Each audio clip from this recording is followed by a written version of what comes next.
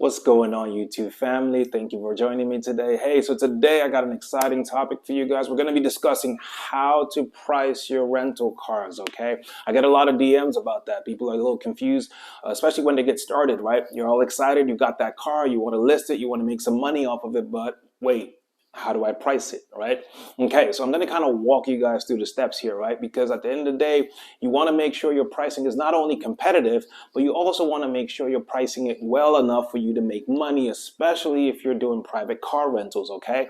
So I'm going to show you guys my thinking, my framework for doing this, and give you guys some practical tips that you guys could follow. So that way, once you guys are ready to rock and roll, you know exactly what you need to do. Okay. So now the reason why we do this specifically also is, we want to make sure, not like I said earlier, that we're competitive with everyone else in our market, right? So I'm going to show you guys some tools, right, that you could use, some practical tools that you could use to get enough data. At the end of the day, don't base your decision on a whim or a hunch, right? We want to make sure it's backed by data. Okay. It's no different from if you guys were looking to go buy a sweater or whatever it is, right? You're going to go comparative shop, right? You're going to go shop from place to place. Or if you're buying that car, the car that you actually want to list, you went from dealership to dealership, or you went on a site like cargurus.com to go compare prices. So I'm going to kind of walk you through how that works with car rentals, okay? And so let's jump right into it. I'm going to screen share and let's go. I'll see you there. All right, guys, so we will get started at Turo.com. So say you have an economy car, whatever car it may be. Say you want to put it on one of these platforms like a Turo, right? So how do you know how to price your car?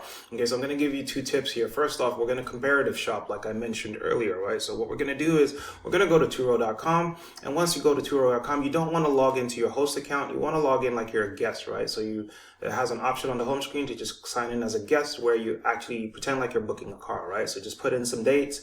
And then you want to go to the filters, right? So just select the car. All I did was I just selected a Toyota Camry and just view the results just to kind of get an idea of the Camrys in my area. So these are all the Camrys in my area. So let's assume that I have a 2019 Toyota Camry, right? Okay, it seems to be a little popular here. So what I want to do is just look at all the Toyota Camrys in my area, and it's going to give me an idea of the pricing on them, right? So I see this guy has his at 49, this one has his at $60 per day, and they're not too far. As you can see, that they pop up on the map here, so I kind of know how far away they are from me. But I'm seeing a range of between 49 and 60, and you basically just scroll down and look for more 2019s. What I could do is just to speed this up, I could actually just narrow it down to the year actually.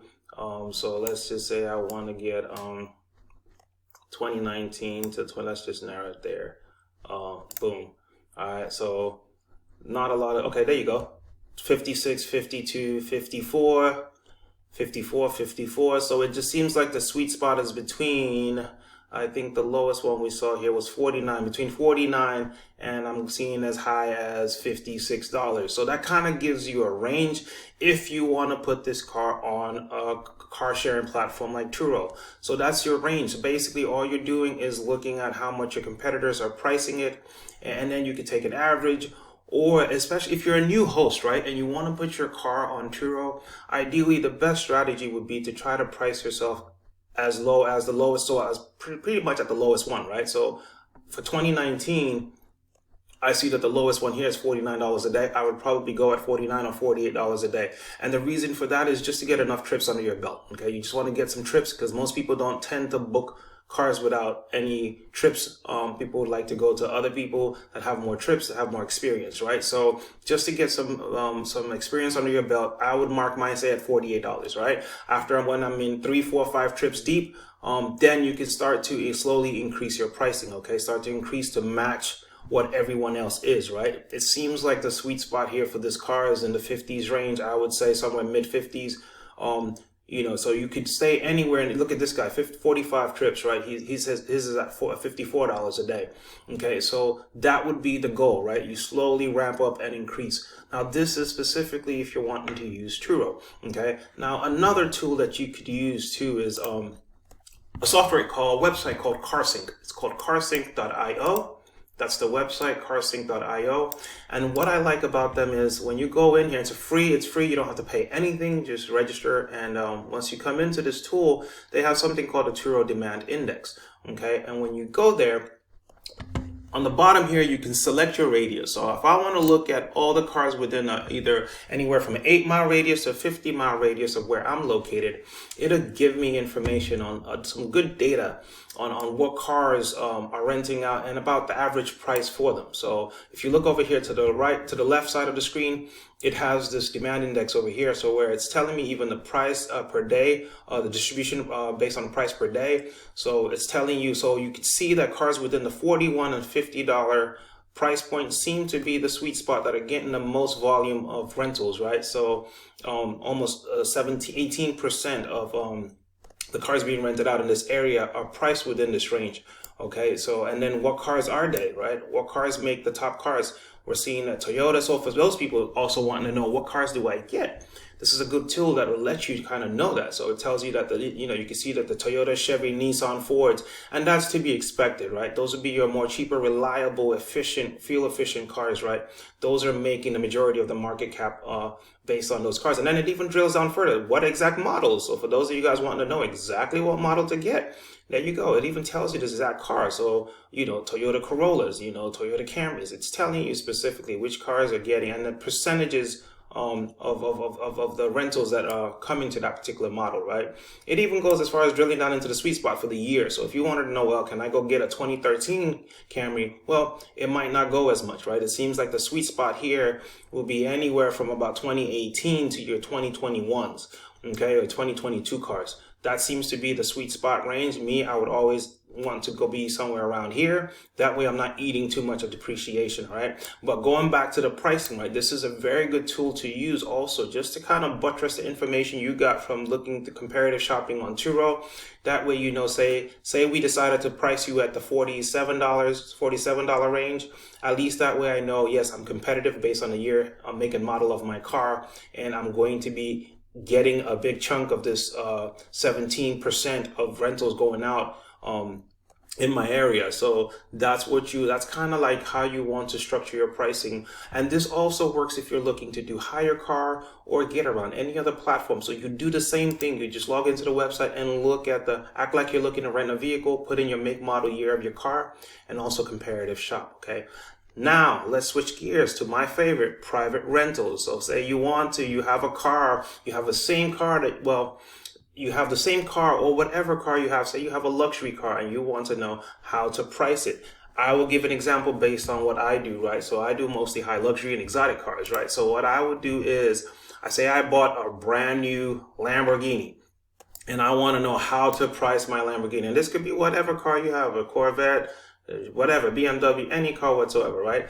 So in my case, since I do mostly higher end cars, I would search, okay, exotic car rentals, Dallas, near me, right? So I want to just basically, the idea here is to pull up all the different local exotic car rental companies in my area, right? So in your case, say if you have economy cars, you want to be searching for maybe economy car rental near me or Toyota Camry rental near me, and you're looking for independently owned and operated companies out there, and you want to see their inventory and you want to look at how they're pricing their cars. Okay, avoid going to some of these that have ad at the back of at the front of them. Some of these bigger name companies, obviously you don't want to go there to Hertz or we've already gone to Turo, so you don't want to go to Expedia, none of that, right?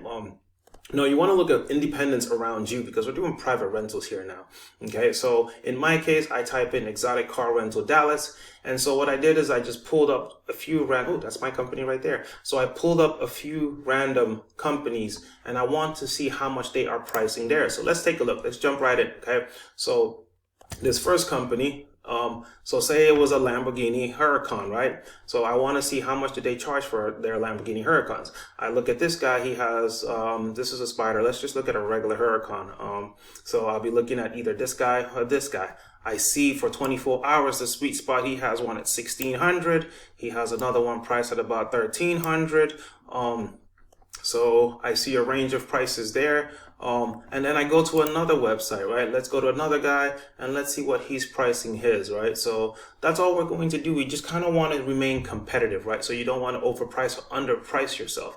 That's the worst thing to do, especially if you're dealing higher end cars. You never want to underprice yourself because you're going to cheapen your cars And trust me, people will just continuously take advantage of you. If you drop your price too low, it'll constantly keep going down. It just becomes a race to the bottom at that point. Okay, so you always want to stick to your prices and keep them, maintain an average price amongst all your competitors in the area. Okay, so back to this example. So I see this guy, he does have a Lamborghini Huracan. His is a Spider convertible. His is 1749.